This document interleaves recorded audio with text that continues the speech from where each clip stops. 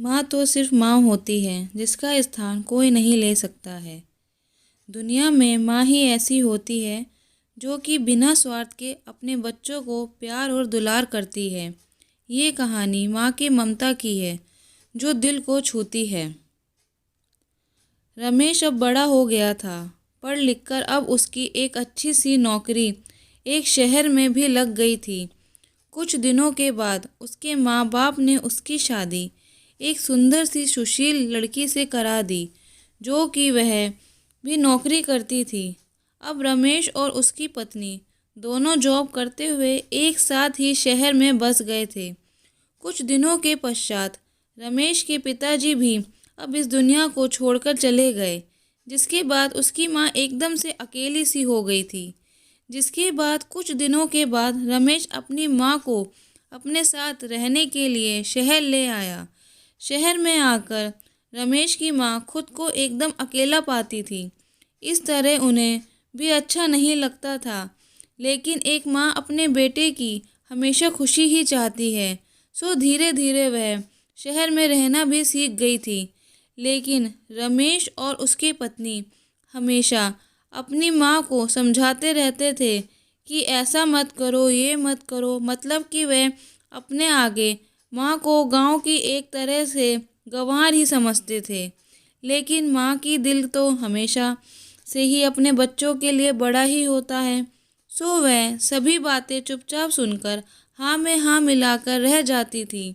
एक दिन की बात है, सुबह रमेश की पत्नी को ऑफिस जल्दी जाना था। सो वह सब कुछ जल्दी से तैयार करके रमेश का खाना पैक करके ऑफिस चली गई।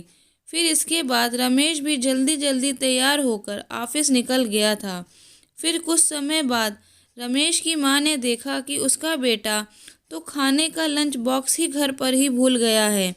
तो माँ ने बिना देर करते हुए फटाफट ऑफिस पहुँच गई और पास में एक कुर्सी पर बैठ गई, क्योंकि कंपनी में बाहर के व्यक्तियों को अंदर जाने के लिए मना था।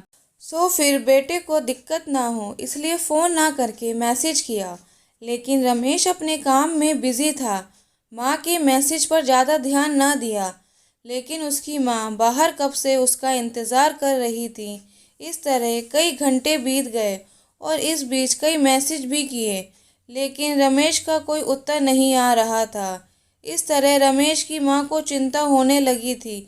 लेकिन रमेश अपनी माँ के कई मैसेज आने के बाद वह अंदर ही अंदर खूब गुस्सा होने लगा था। आज तो उसने तय कर लिया था कि आज घर जाकर माँ को खूब अच्छे तरह से समझा देगा कि यह उसका गांव नहीं है जो कुछ भी मनमानी करती रहेंगी। और इस तरह शाम हो गई। अब रमेश घर जाने के लिए कंपनी के बाहर निकला तो देखा तो उसकी माँ तो यहीं खड़ी हैं, जिसे देखकर उसका गुस्सा अब सातवें आसमान पर था और बिना कुछ पूछे ही अपनी माँ को डांटने फटकारने लगा कि पहले तो घर में खाली बैठे बैठे मैसेज से परेशान करती रहती हैं और अब तो उसके कंपनी में भी आ गई हैं। आखिर उनका यह गांव नहीं है जो मनमानी करती रहेंगी। यह सुनकर रमेश की माँ ने खाने का टिफ़िन रमेश की ओर आगे बढ़ा दिया, जिसे देखकर रमेश को अब समझते हुए देर न लगी कि वह अपना खाना भूल गया था जिसे माँ ने उसे देने के लिए यहाँ आई थी। इसके बाद रमेश की माँ बोली, बेटा भले ही तुम बड़े हो गए हो, बड़े शहर में रहने लगे हो, भले ही अच्छे बुरे की ज़्यादा समझ आ गई हो, लेकिन मेरे लिए आज भी मेरे कलेजे का टुकड़ा ही हो, जिसे मैंने बचपन से लेकर आज तक पालते हुए आ रही हूँ। रमेश को अब आंखें खुल चुकी थीं कि आखिर उसकी माँ उसकी परवाह करते हुए खाना लेकर आई थी, जिसे वह बिना सोचे समझे अपनी माँ को ही डांटे जा रहा था। अब वह अपने किए हुए पर बहुत पछतावा हो रहा था, जिसे देखकर माँ ने उसे एक बार फिर से अपने गले लगा लिया। और इस तरह रमेश अब आगे से खुद को माँ के लिए बदल लिया था। अब उसकी पहले से ज़्यादा अच्छे तरह से देखभाल करने लगा था, जिसके बाद माँ को अब शहर भी अच्छा लगने लगा था, क्योंकि अब उसका बेटा फिर से उसे मिल गया था। इस कहानी से यही शिक्षा मिलती है कि एक तरफ जहां हम पढ़ लिख कर खुद को ज़्यादा ही समझदार समझने लगते हैं, जिससे जाने अनजाने में माता पिता की बातों को गलत साबित करने में लग जाते हैं, लेकिन हम सभी यह भूल जाते हैं जिस माँ बाप ने अपने बच्चों की खुशियों के लिए अपनी खुशियों तक का त्याग कर देते हैं, वो भले माँ बाप अपने बच्चों का कैसे बुरा कर सकते हैं।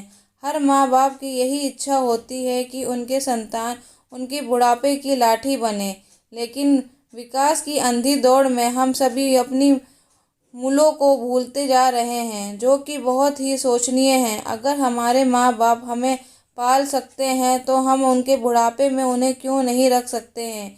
यही तो हर माँ बाप की इच्छा होती है। तो आप सभी अपने माँ बाप की उम्मीदों पर ज़रूर खरे उतरें।